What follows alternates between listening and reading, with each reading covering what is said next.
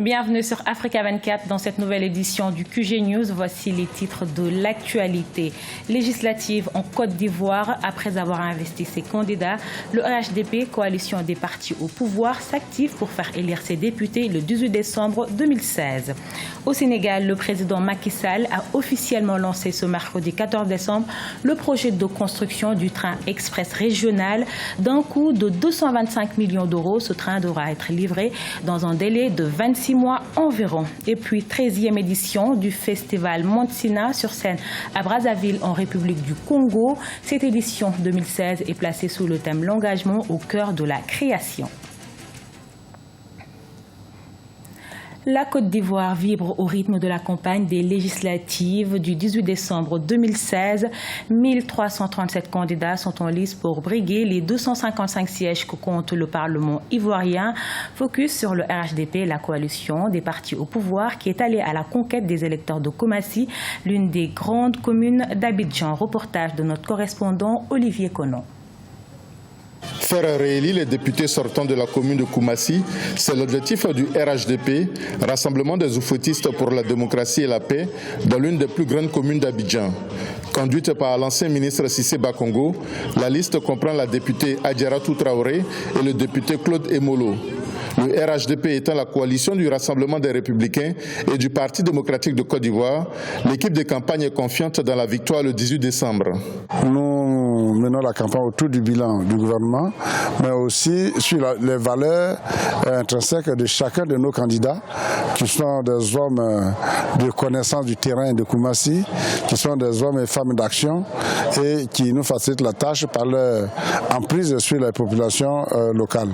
Avec vous, comprendre pour agir, c'est le slogan du RHDP qui veut rassembler dans la paix pour le développement de Koumassi. À l'endroit des électeurs, les députés de la liste Agir pour Koumassi ont un message simple. Qu'ils nous fassent confiance comme ils ont fait confiance au président Lassouane Ouattara. Nous connaissons et nous pensons qu'ils ne seront pas déçus de se mobiliser tous contre un seul homme et d'aller porter massivement leur choix sur notre liste, le RHDP, pour l'avenir de la Côte d'Ivoire. La commune de Koumassi compte 149 901 électeurs. Les candidats du RHDP comptent faire aussi bien qu'en 2011 où ils avaient obtenu la majorité des suffrages des électeurs. Au Sénégal, le président Macky Sall a inauguré ce mercredi 14 décembre le lancement des travaux du train express régional. Le TER devant relier Dakar à Diamniadio, le nouveau pôle urbain au sud-ouest de la capitale, devrait être livré dans un délai estimé à 26 mois. D'une capacité de 500 places, ce train va desservir 14 gares et aura une vitesse de pointe de 160 km/h. Wendiam Valentin Compaoré et Djibril Fofana. Bientôt sifflera le train reliant Dakar, la capitale, à Diamniadio, le nouveau pôle urbain au sud-ouest de la capitale. Le lancement des travaux a eu lieu ce mercredi 14 décembre. C'est le président sénégalais Macky Sall qui a donné le coup d'envoi des travaux qui dureront 26 mois. Ce projet va désengorger la ville de Dakar.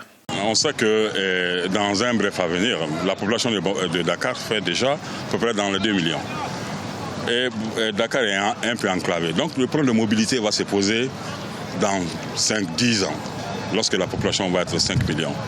Donc c'est un moyen de pouvoir décongestionner la ville de Dakar par ce train-là, qui va rouler à une certaine vitesse, qui va desservir les gares jusqu'à l'aéroport international Blaise Ndiaye. Non, ça c'est une chose vraiment qui vient à point nommé, parce que je dis bien que le chemin de fer était au point mort. Mais nous rendons d'abord grâce à Dieu et nous remercions également le président d'avoir vraiment poussé son projet TER qui aujourd'hui donne beaucoup d'espoir à la population et qui fait renaître le chemin de fer. Les études et travaux viennent de démarrer pour une mise en service de la première partie du parcours prévue pour fin 2018. Et déjà, les usagers de la ligne Pikine-Dakar apprécient. Chaque matin, je prends le train pour venir à l'école. Et le train est très vite parce que ça m'arrange. Si je prends les voitures, la circulation va être tardée, quoi. C'est pour cela que je prends le train chaque matin pour venir à l'heure. Mais le train, c'est très bon pour les Sénégalais, ça nous arrange beaucoup.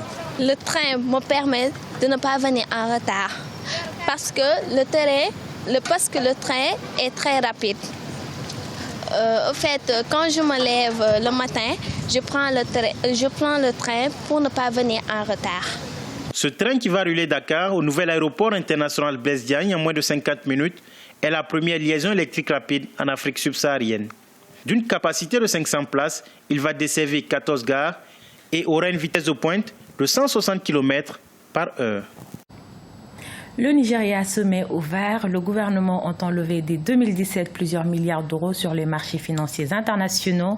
Pour compléter ses besoins de financement, le pays espère lever 60 millions d'euros en émettant des obligations d'État destinées à financer des projets respectueux de l'environnement. Djarandiaï, Fanny Monichi. Le Nigeria accélère les changements dans la transition écologique. Lagos prévoit d'émettre 20 milliards de naira d'obligations vertes durant le premier trimestre 2017 en vue de financer des projets dans le domaine des énergies renouvelables. Un acte inédit pour la première économie d'Afrique, officiellement entrée en récession depuis le 1er septembre.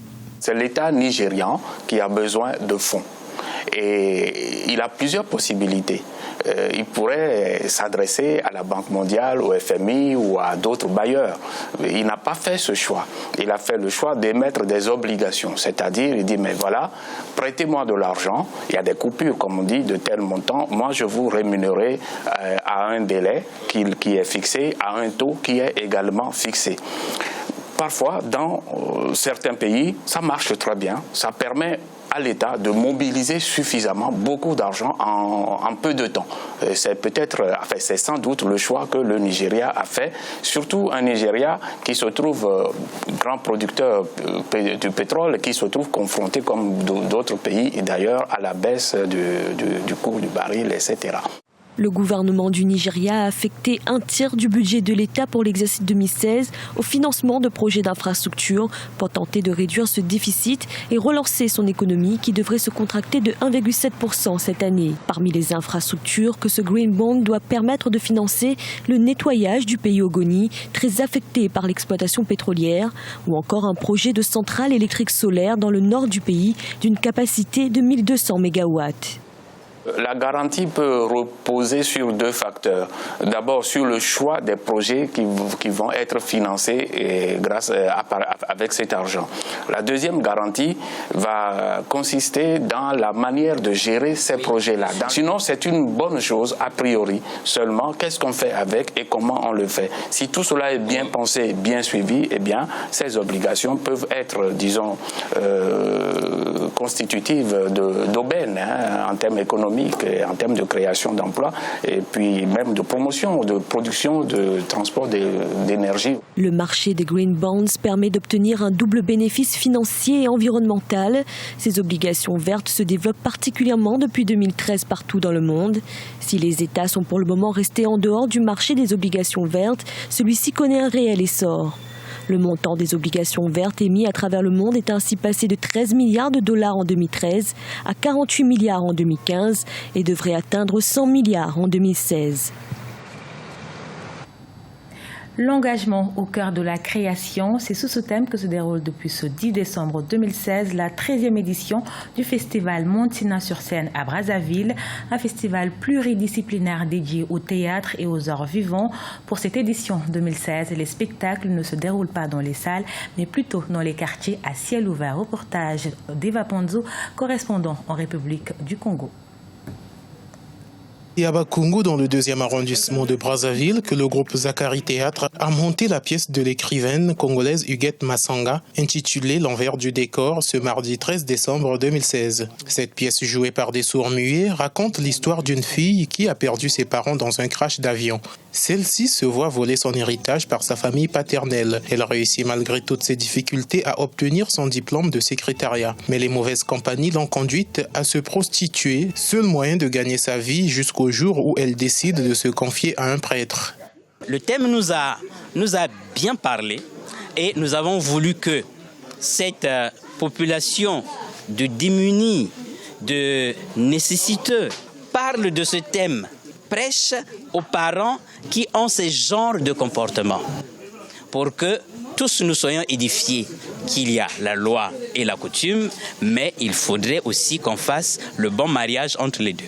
Ainsi, pendant 10 jours, les habitants des quartiers de Brazzaville recevront le théâtre dans leur parcelle. C'est depuis la dernière édition, en 2015, que les organisateurs du festival Mansina sur scène ont décidé de sortir des grandes salles pour aller vers le public. Depuis 2015, le Festival international de théâtre de Brazzaville, Mansina sur scène, a décidé que les spectacles se passeront maintenant dans les cours chez l'habitant pour donner au public congolais la culture d'aller au théâtre. Cette année, les artistes viennent du Congo, du Bénin, du Cameroun, du Burkina Faso, de la RDC, de la France et de la Suisse. Le Mansina sur scène a été créé en 2003 par un collectif d'artistes. Ce journal a été réalisé par l'ensemble de la rédaction. Nous vous remercions pour votre fidélité. Dans un instant, une nouvelle édition de l'actualité sur Africa 24.